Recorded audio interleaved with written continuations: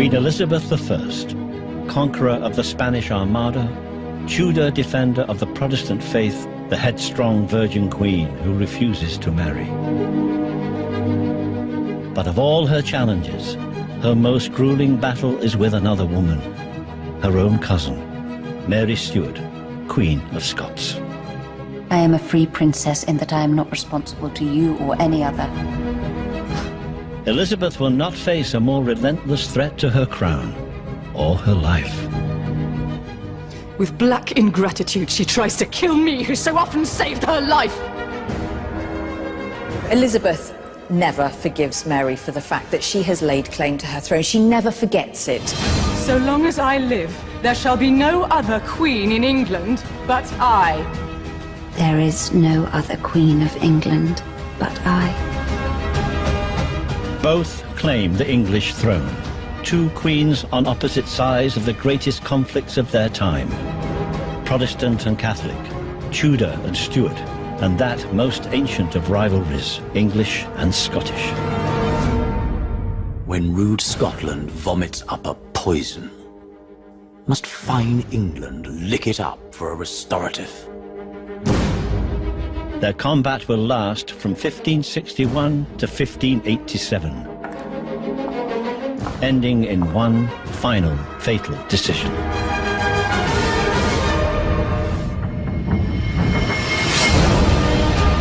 And yet, in nearly 3 decades of obsession with each other, they will never actually meet. Their explosive relationship is played out entirely through letters, written with an intimacy and passion that still burns through the paper. Beneath those elegant phrases swirls this dark, deadly current which is going to drag one of the writers down. Here, for the first time on television, dramatized purely from the words of the two queens and their courtiers, is the fatal story of Elizabeth and Mary. No more tears. I will think upon revenge.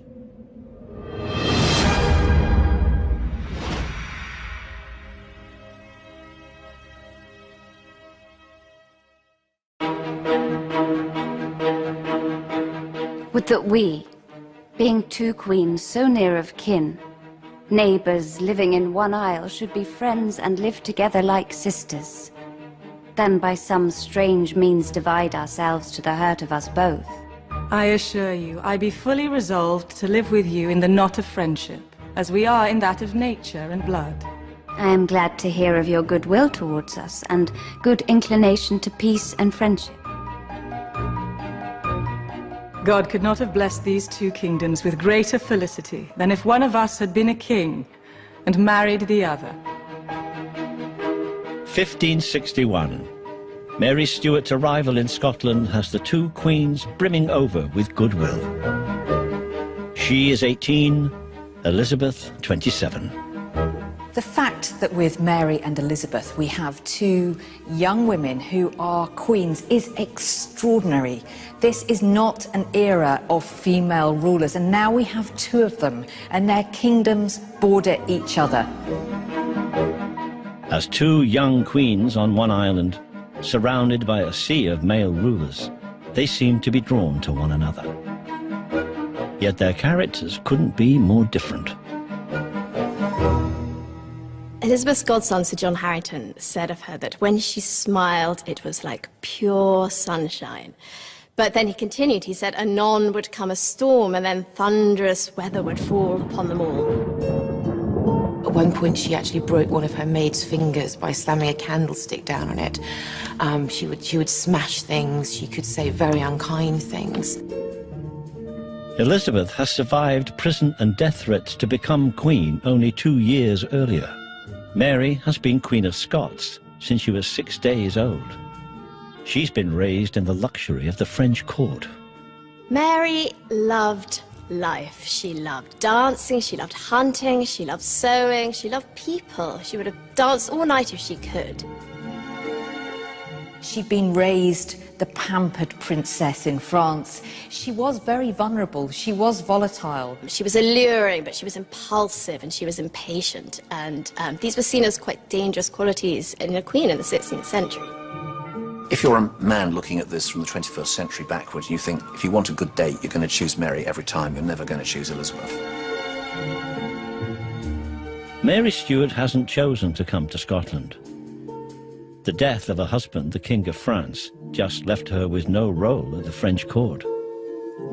She's sort of unmoored when she arrives in Scotland, and she's got these big, brash Scottish lords who are really not too sure about having this, bonny wee lassie as their queen. To Mary, Scotland must seem like Afghanistan, a mountainous country of feuding clans, warlords and religious fanatics. She's a Catholic, and many of them are fiercely Protestant. Her indifference is an insult to these men, and will prove to be a dangerous mistake. Instead, her ambition makes her look south, to England and Elizabeth's crown. She has to be forced back to Scotland, and when she's there, when she arrives, she nags on about being recognised as Elizabeth's successor. I am the nearest kinswoman she has, being both of us of one house and stock. As the great-granddaughter of Henry VII, Mary has a strong claim to be named Elizabeth's successor, so the English Queen has every reason to be wary.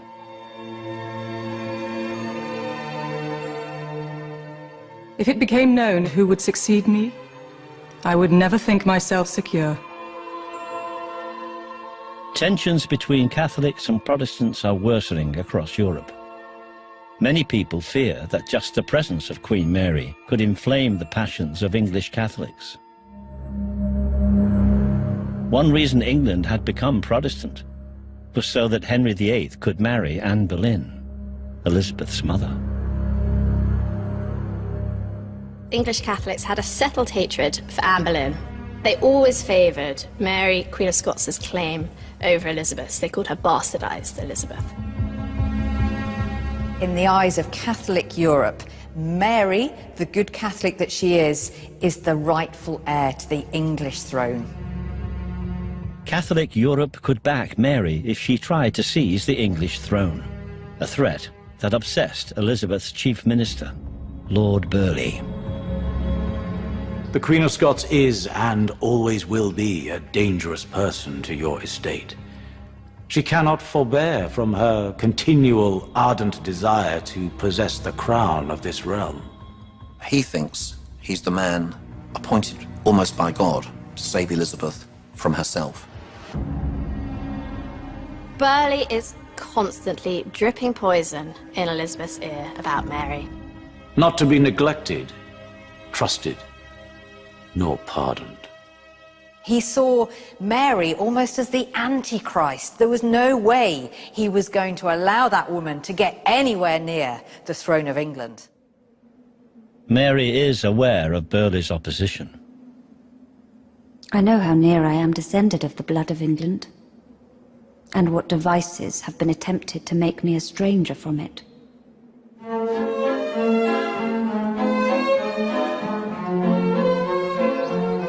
Elizabeth uses elaborate tactics to avoid ever giving Mary a straight answer about the succession.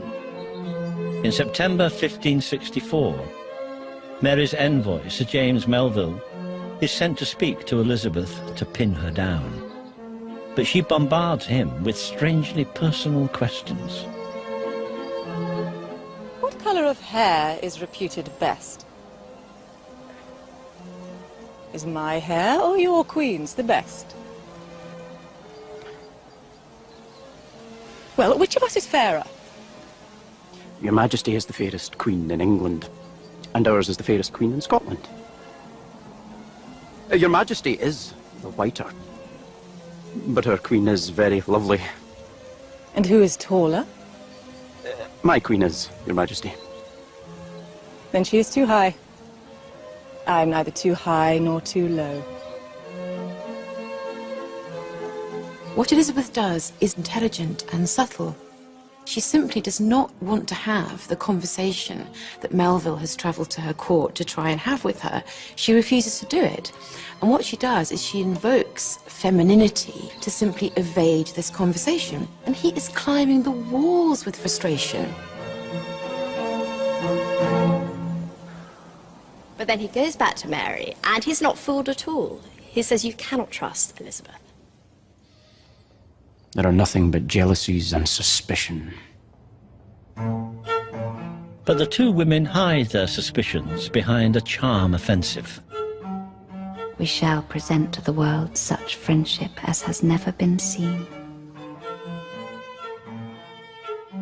They seem to compete in their declarations of love. Elizabeth sends Mary a diamond ring, but Mary goes one better. Mary sends Elizabeth her portrait. It's a miniature portrait in a heart-shaped diamond ring, and she sends it with Petrarchan, almost love lyrics. And it's this sort of sense that she's wooing Elizabeth, she wants to meet her. Mary's most comfortable writing in French.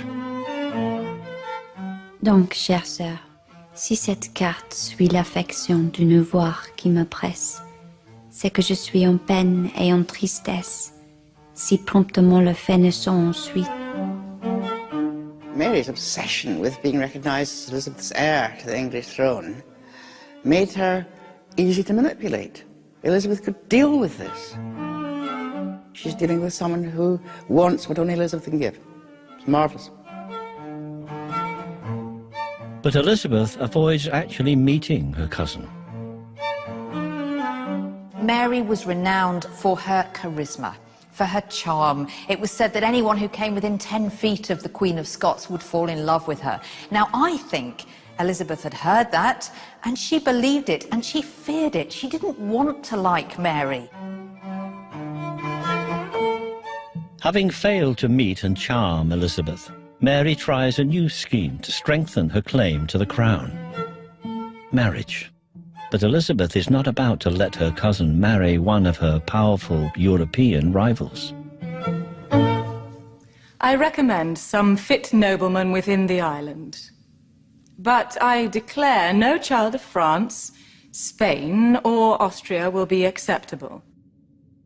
And your right and title to the English crown will depend much on your marriage. The root problem is Elizabeth regards herself as the superior queen, and she regards Mary as a satellite queen, and no Scot, then or now, would accept that.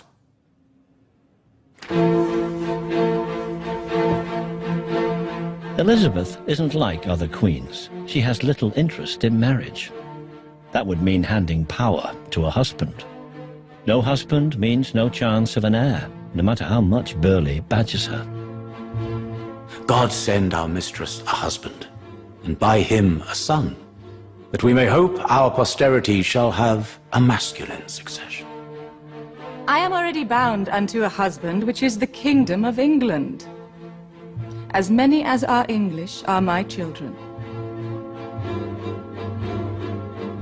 If I am to disclose to you what I prefer if I follow the inclination of my nature, I will tell you. It is this: beggar woman and single, far rather than queen and married. I think the reason Elizabeth chose not to marry had an awful lot to do with the examples from which she had learned in childhood. So, of course, it's not a great role model, the fact that her mother, Anne Boleyn, is executed by her father. But I think it went further than that for Elizabeth. There have been a number of scandals surrounding her. At the age of just 13, the first major scandal erupted. Her stepfather, Thomas Seymour, came into Elizabeth's bedroom early in the morning and basically, you might say he sexually touched her. His wife, Catherine, was actually complicit in this, and there's one occasion described where she held Elizabeth down while her husband cut Elizabeth's gown into 100 pieces. I could not do withal, for she held me while the Lord Admiral cut it. I've thought about this for over 30 years, and I now think that Elizabeth had probably pretty much decided that she never would Mary. And I think the reason for this is simply those teenage experiences when she had seen how men could behave. The one exception is Lord Robert Dudley. And she was in love with him. There's absolutely no question that he was the only man she ever truly loved. My true opinion is that she will never marry. I know Her Majesty as well or better than anyone else. We were friends before she was 8 years old. She has always said she would never do so. But if by chance she should change her mind, I'm practically assured she would choose no one else but me. She told me so herself quite openly on more than one occasion. But even love is just a pawn in the Queen's game. Elizabeth is willing to sacrifice Lord Robert. She knows he'll always be loyal to her. If I had ever wanted to take a husband, I would have married him myself. But being determined to end my life in virginity, I wish that my sister should marry him. Being matched with him would remove out of my mind all fear of usurpation before my death. He is so loving, trusty, that he would never suffer such a thing to be attempted. Mary is insulted by Elizabeth's suggestion that she should marry Lord Robert. He's not even a very high aristocrat. He's the son of a traitor, and he is Elizabeth's discarded suitor. Do you think it might stand with my honor to marry a subject? Being assured of me, you might let me marry where I best like. And Elizabeth has this sort of weird idea that they will have a sort of ménage à trois at Elizabeth's court. I mean, it's very strange. If the Queen, my sister, is pleased to live with me in household, I will gladly bear the charges of the family, as shall one sister do for another. I do mind to use my own choice in marriage. I will no longer be fed with yea or nay and to depend on uncertain dealings. The sisterly pretense is over. Mary decides on her own potential husband, an Englishman and a Catholic, her cousin, Henry Stuart, Lord Darnley. Darnley's actually a really good bet for Mary. He's got royal blood, which strengthens her own claim to the English throne. Moreover, he represents something extremely unusual for elite women in the 16th century, and particularly queens. He's young, he's handsome, he's desirable. He is the lustiest and best proportioned tall man that I have ever seen. Mary's desire scandalizes her court. The gossip gets back to Elizabeth through her ambassador, Thomas Randolph. She is seized in love in more fervent passions than is comely for any mean personage. Some report she is bewitched. Shame is laid aside. Darnley is but a pawn, but he may well checkmate me if he is promoted. I think Elizabeth was very suspicious of Mary's motives when it came to Lord Darnley, because Darnley too had royal blood. In fact, he was one of the strongest claimants to the English throne. So she undoubtedly saw this as an aggressive move on Mary's part, that she was considering marriage to this man. A Catholic couple on the Scottish throne could attract the support of England's enemies, France and Spain. So Elizabeth simply puts any question of succession on hold. Elizabeth turns around and says that she will not name her successor until she decides whether she'll marry.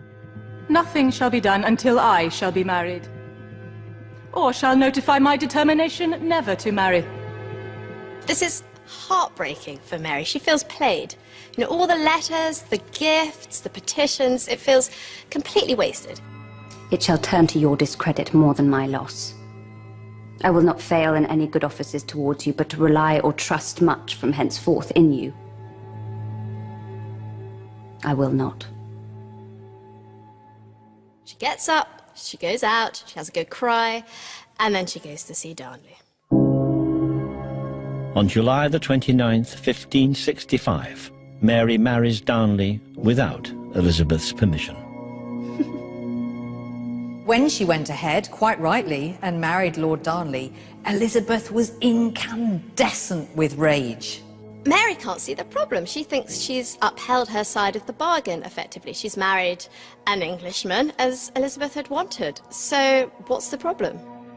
You can never persuade me that I have failed you, but you have failed me. I have found your proceedings of late very strange. You forget yourself marvelously.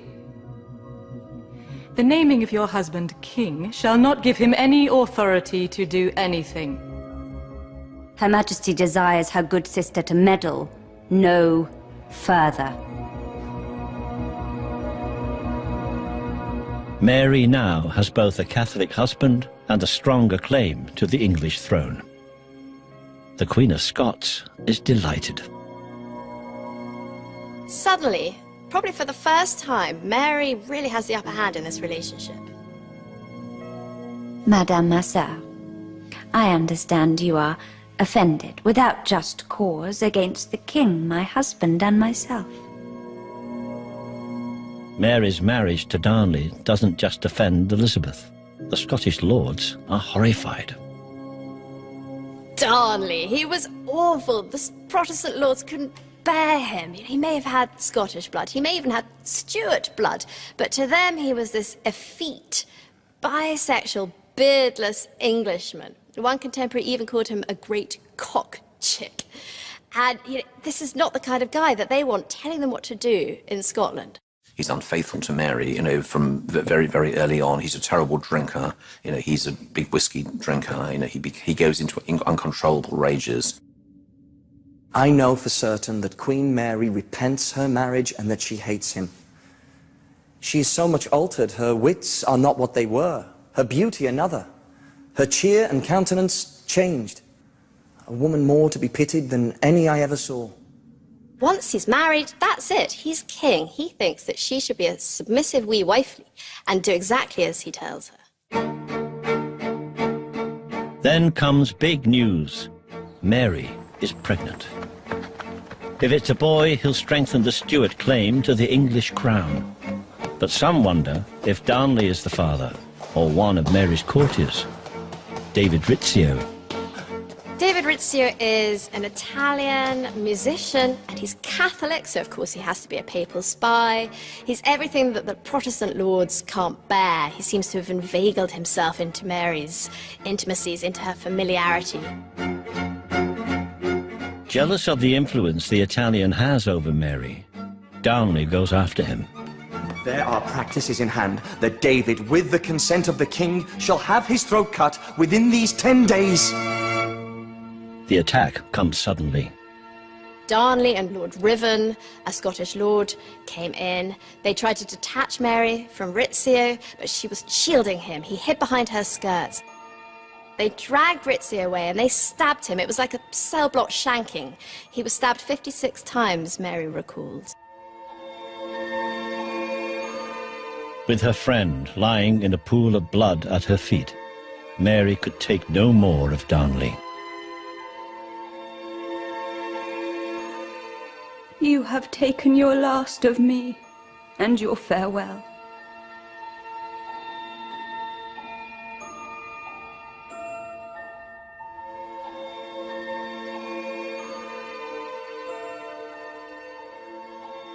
No more tears.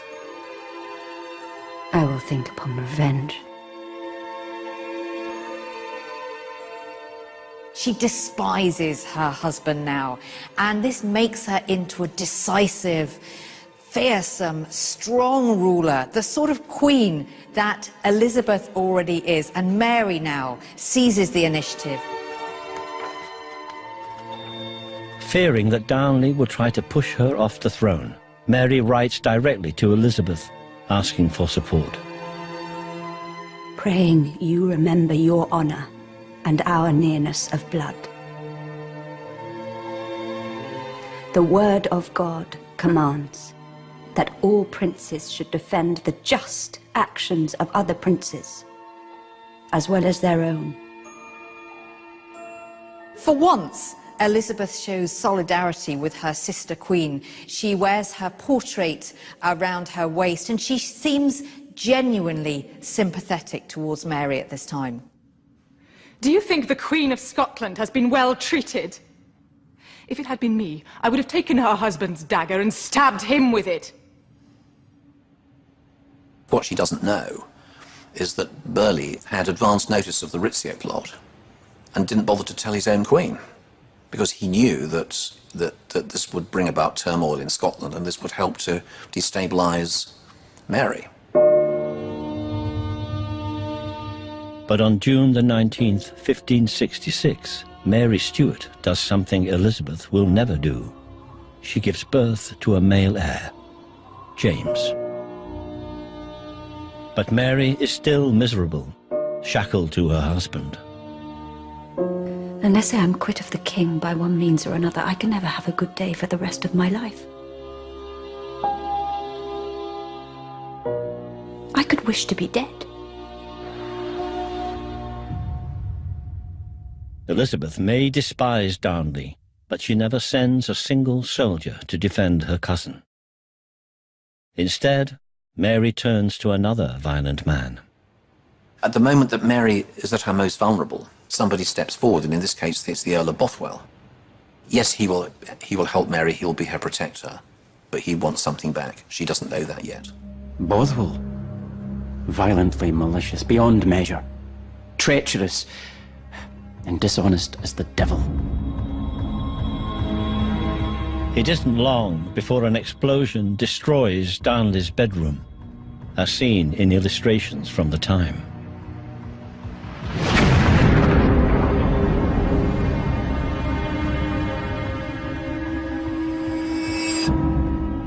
Flown in the air with such vehemence that the whole lodging, walls and other, there is nothing remaining, no. Not a stone above another, but all carried away or dashed in dross to the very ground. Mysteriously, Darnley's half-naked body is found 60 paces from the house, strangled. Many Scots suspect that Mary and Bothwell are behind it. Killing a king is considered the worst crime in the Christian world. With public opinion turning against Mary, Elizabeth is losing patience with her cousin. She procured her husband's murder. Bothwell, the chief murderer, was protected by her. But Mary is adamant that she has nothing to do with it. I lament the tragedy of my husband's death more than any of my subjects can do. I had never knowledge, art, nor part thereof. For the love of God, madam, use such sincerity and prudence in this case that all the world may feel justified in believing you innocent of so enormous a crime, which, if you were not, would be good cause for degrading you from the rank of princes. All of Scotland cried out upon the foul murder of the king. Everybody suspected Bothwell. Now Bothwell calls in Mary's debt. He abducts her for 12 days, and some think he rapes her to force her into marriage. I cannot dissemble that he has used me as I would have wished, or deserved at his hand.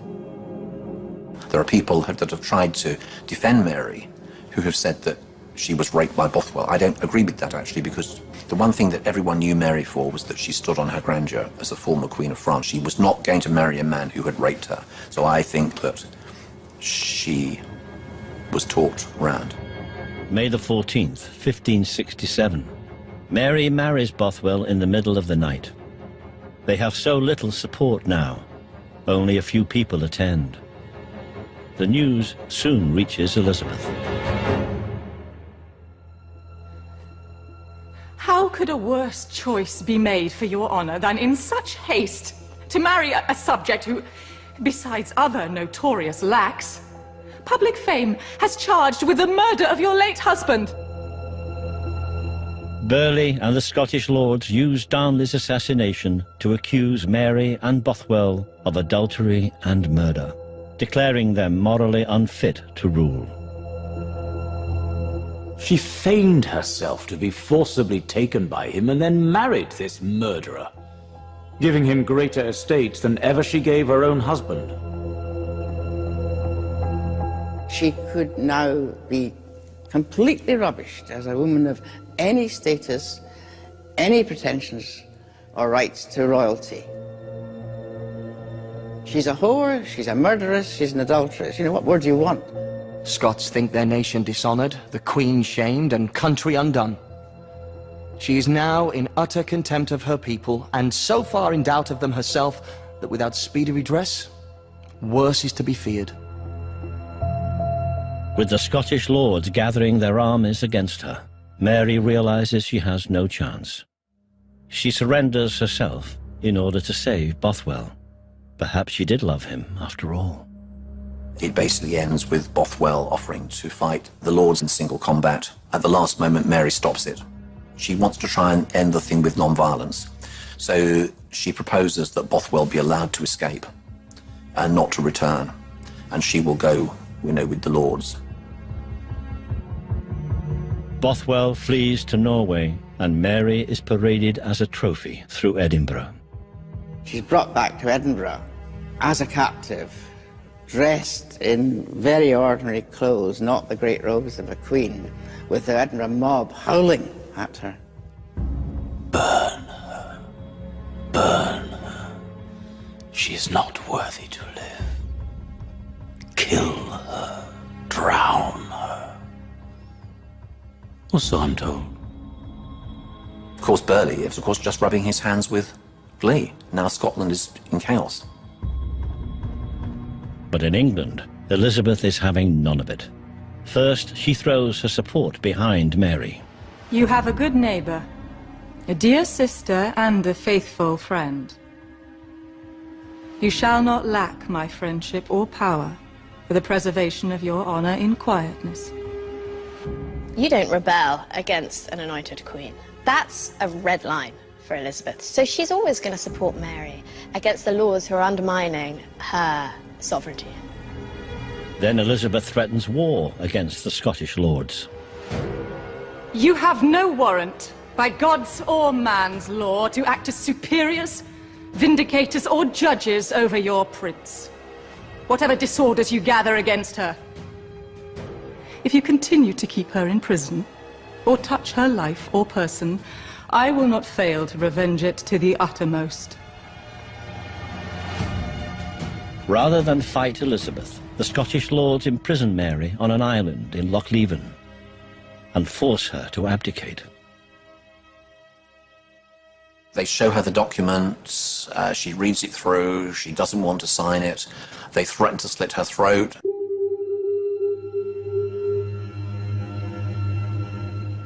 If I did not sign this letter, they would have taken me from Loch Leven, and as they were crossing the lake, would have thrown me into it, or secretly conveyed me to some island in the middle of the sea, there to be left unknown for the remainder of my life. They advised me to sign, for if I did not, they would cut my throat.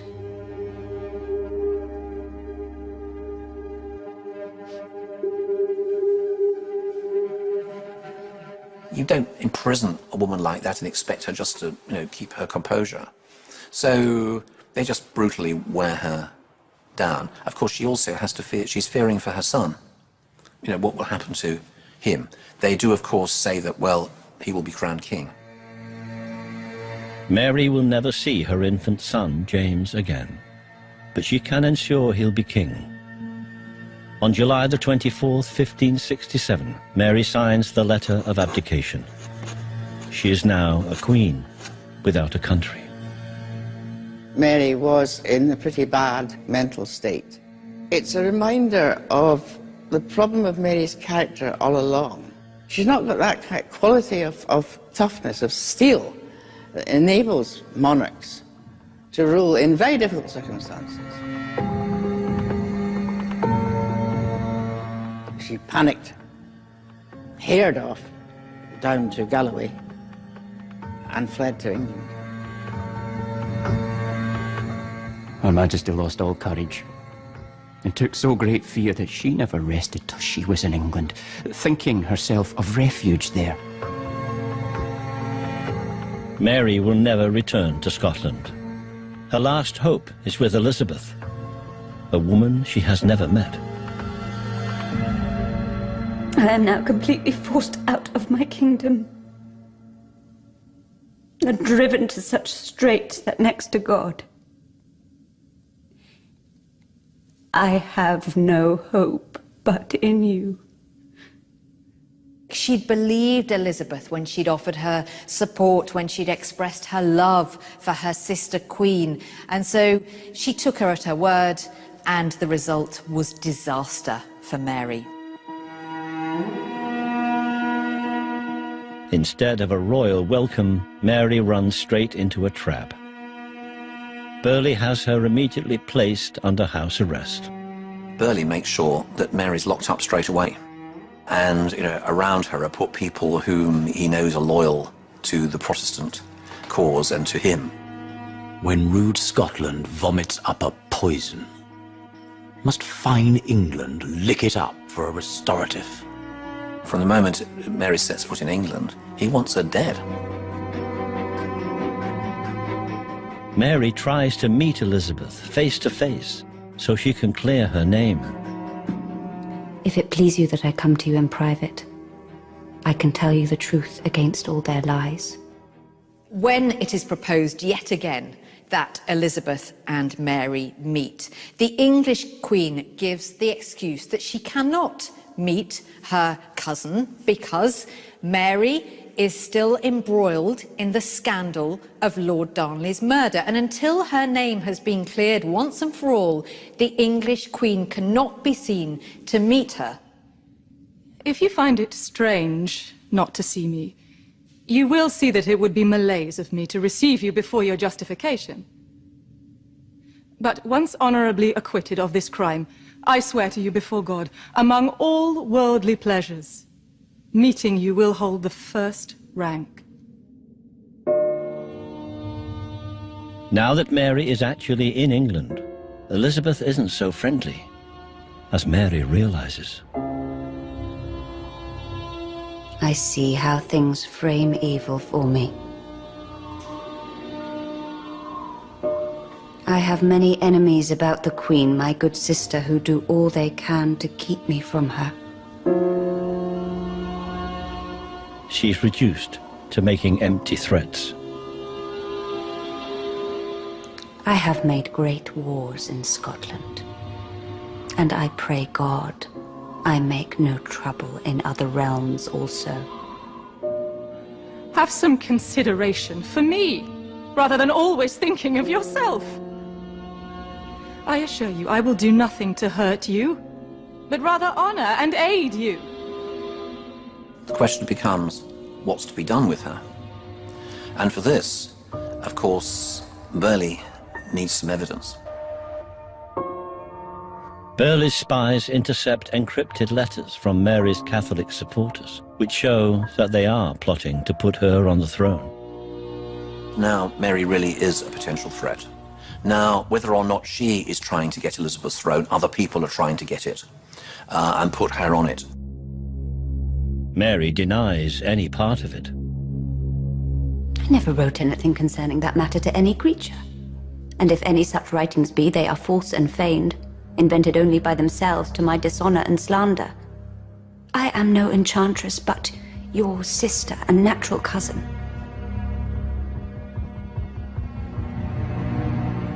But Mary's protests fall on deaf ears. The queens are caught up in a battle bigger than themselves. Catholics and Protestants are dying on both sides, in the Netherlands, in France. And what happens with Elizabeth and Mary is that, privately moderate though they may have been, they become polarized as figureheads of two sides in a more and more extreme conflict, in which their particular conflict with one another has become emblematic. To Lord Burghley, the Catholics are a clear and imminent danger. Their malice is bent against your person. They will never cease, as long as the Scottish Queen lives. Elizabeth refuses to be bounced into executing Mary, Queen of Scots. The evidence is not watertight, and also she has this abhorrence at the idea of executing an anointed queen. Can I put to death the bird that, to escape the pursuit of the hawk, has fled to my feet for protection? Honour and conscience forbid. Mary's held in castles all over England, but she never accepts being a prisoner. Since you have detained me forcibly, if you suspect that I desire my liberty, I cannot help it. I am a free princess, in that I am not responsible to you or any other. Months turn into years of confinement. Mary never tires of writing to Elizabeth, tens of thousands of words, demanding her freedom and pleading to meet. Each word scored into her embittered heart. I have written to you several times during the last year to lay before your consideration the unworthy treatment which I have received in this captivity. In her more desperate moments in captivity, she becomes increasingly a prisoner of her own imagination within this claustrophobic world. Mary did start sending small gifts to Elizabeth to attract her attention. Elizabeth had a terribly sweet tooth, so Mary would send marzipan, she would send nuts. She also had a mirror on a chain. She also sent this to Elizabeth as a gift. She's trying to open up a line of communication so that maybe they can work this out. But Elizabeth just stonewalls them all.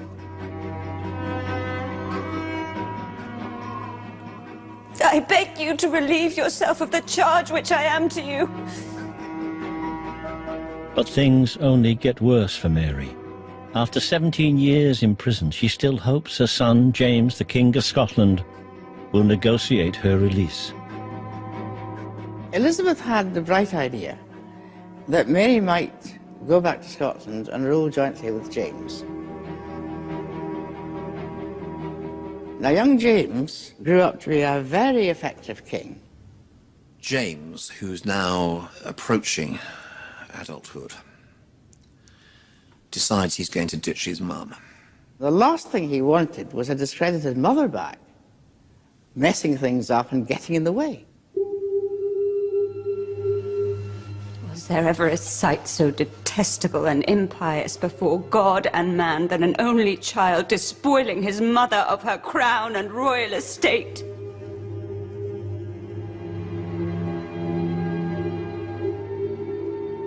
There is no King of Scotland, nor any queen but me. What this does is it forces Mary to say, I got to get out of here. And from this point, she's willing to listen to even desperate plots. Having lost all hope of regaining her crown or convincing Elizabeth to help her, Mary becomes obsessed with getting Elizabeth's crown. I will not leave my prison save as Queen of England. Burghley suspects Mary is plotting to have Elizabeth killed and trying to make England Catholic again. So he sends his spies out to get proof. Mary becomes this romanticized figurehead for a generation of young men educated in the Catholic colleges in France, in Rome and in the Netherlands, who want to give their lives for their faith. It doesn't take long before a young man writes to Mary. Burghley's trap is set. Anthony Babington is a young, not very bright, but enthusiastic Catholic gentleman with too much money and a lot of time on his hands. He writes to her and he says that he will help spring her from her imprisonment, and at the same time 6 gentlemen will do the deed. They will assassinate Elizabeth. There be 6 noble gentlemen, all my private friends, who, for the zeal they bear the Catholic cause and your Majesty's service, will undertake the execution. Everyone's waiting. Burleigh's waiting. Babington's waiting for Mary's reply. And 12 days later, it comes. She basically damns herself in that letter. The affairs being thus prepared, and forces in readiness both without and within the realm, then shall it be time to put the 6 gentlemen to work upon the accomplishing of their design. Babington's promising her ships and soldiers, and there never were any. There were no ships, there were no soldiers, there were no loyal Catholics waiting to carry her to elegance and luxury and freedom such as she'd known in her childhood. It was all a fantasy, and what's terribly, terribly sad is that Mary still believed it. Burleigh's spies bring him a copy of Mary's letter, but will it be enough to condemn her to death? I hope that God, which hath given us the light to discover this great conspiracy, will also give assistance to punish it. Any sympathy Elizabeth ever had for Mary is gone. Well, what do you think of your Queen of Scotland? With black ingratitude and treachery, she tries to kill me, who so often saved her life. Now, I am certain of her evil intent. It may be she will not have another opportunity to behave like this. Despite the proof, Elizabeth can't bring herself to condemn Mary. She felt guilty. She felt terrified that God would judge her on the last day for putting to death the divine right ruler. And, she probably felt upset and annoyed that she'd been boxed into this situation that she never wanted to be in, that she had managed to avoid for most of her reign. Instead, she turns her rage on the young plotters. Babington and his associates were hanged on the gibbet, they were cut down while still alive, and they had their private parts chopped off in front of them, they were eviscerated, their entrails were burnt in front of them, and then they were executed, and then they were quartered. And what's really gruesome about this is that Elizabeth asks Burleigh if he could come up with something else. And Burleigh assures her that if it's done properly, i.e. if they're cut down soon enough so that they can witness their own evisceration, then it would be pain enough. On October the 25th, 1586, Mary is pronounced guilty of conspiring to murder Elizabeth.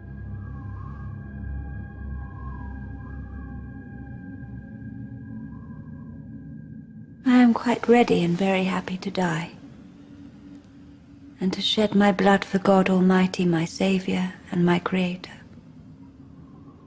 So the sentence was proclaimed. But even then, Elizabeth wouldn't do anything. Why? She just wanted it all to go away. She didn't want to be the source of the execution of an anointed queen.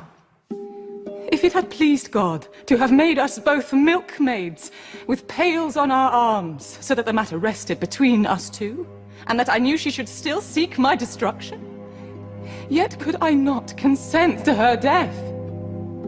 This is my own personal speculation, but I think she wanted Mary dead. She knew that Mary had to die, but when it came to it, she couldn't quite bring herself to believe that she was the person who was striking Mary's head off. Out fair, out very. Out fair, out very.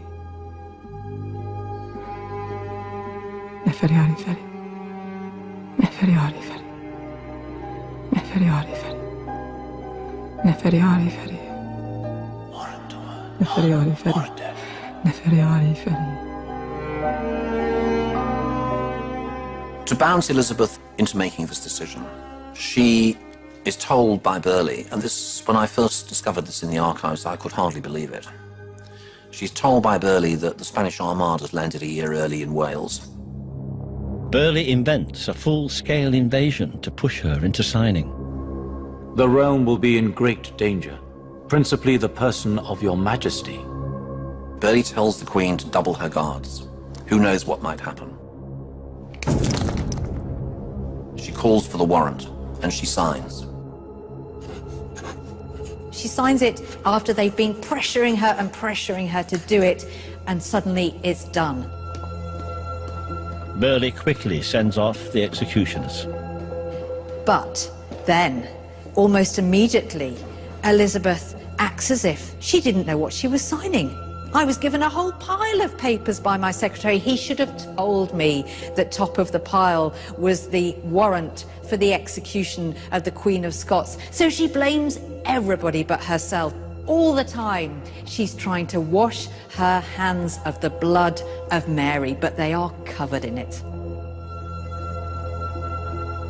After 19 years of confinement, Mary is suddenly told that she will die the next morning at Fotheringay Castle, February the 8th, 1587. I did not think the Queen, my sister, would have consented to my death. But seeing that your pleasure is so, death shall be to me most welcome. Do not accuse me of presumption if on the eve of leaving this world and preparing myself for a better one, I remind you that one day you will have to answer for your charge. Mary had decided that she would die a death that would always be remembered. She was going to go for a Catholic martyrdom. If she couldn't win in life, she would triumph in death.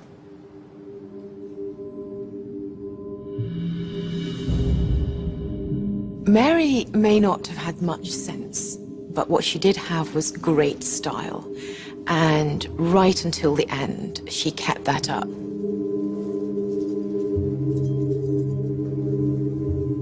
She's dressed in black. She's got a cross in one hand, a Latin prayer book in the other. There's a rosary around her wrist. I hope you shall make an end to all my troubles. She shows charity to her executioner. She consoles her weeping ladies. Under her outer garments, she's dressed in tawny red, the colour of martyrdom. There's even sort of gallows humour that you get. So she jokes with her executioner that she hasn't had such a servant undressing her before, and certainly not in front of the audience that she had there. I have never taken off my clothes before such a company.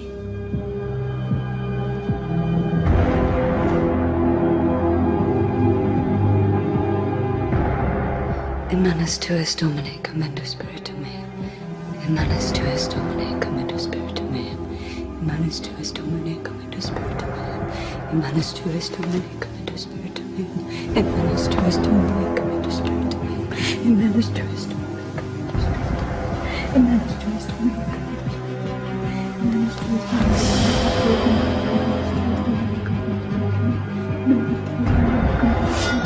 The first stroke goes right into the back of the neck. She continues praying, "Into thy hands, O Lord, I commend my spirit," in Latin. The second blow goes really 9/10 of the way, but he finishes it off using the axe as a meat cleaver. The headsman picks up the head as you do and say, "God save the Queen," except that, of course, Mary was wearing a wig, so the head rolls off the stage like a football. In a sense, it's a terribly fitting kind of end, because like so much of Mary Queen of Scots' life, it's theatrical. And very good theatre this time. In my end is my beginning. In my end is my beginning. That was so apt. She's been immortalized after her death, in many ways, as the ultimate doomed heroine, the damsel in distress. Also as a figure of Scots nationalism, in a way, against those beastly English. And perhaps above all, she is the ultimate Catholic martyr. We will never be sure what Elizabeth really felt for her cousin, but Mary's execution marked her forever. This is something Elizabeth never got over. She always denied that she'd been responsible for Mary's death. She lied point blank to James that she was responsible. She blamed her counsellors. I would you know, though not felt, the extreme pain which overwhelms my mind for that miserable accident Far contrary to my meaning. I beseech you, God and many more know how innocent I am in this case.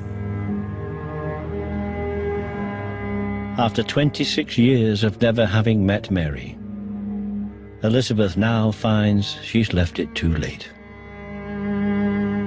History will have to decide who won their battle. It may seem that the winner is obvious. It is Elizabeth. She has put to death Mary, Queen of Scots. She's vanquished her rival in the end.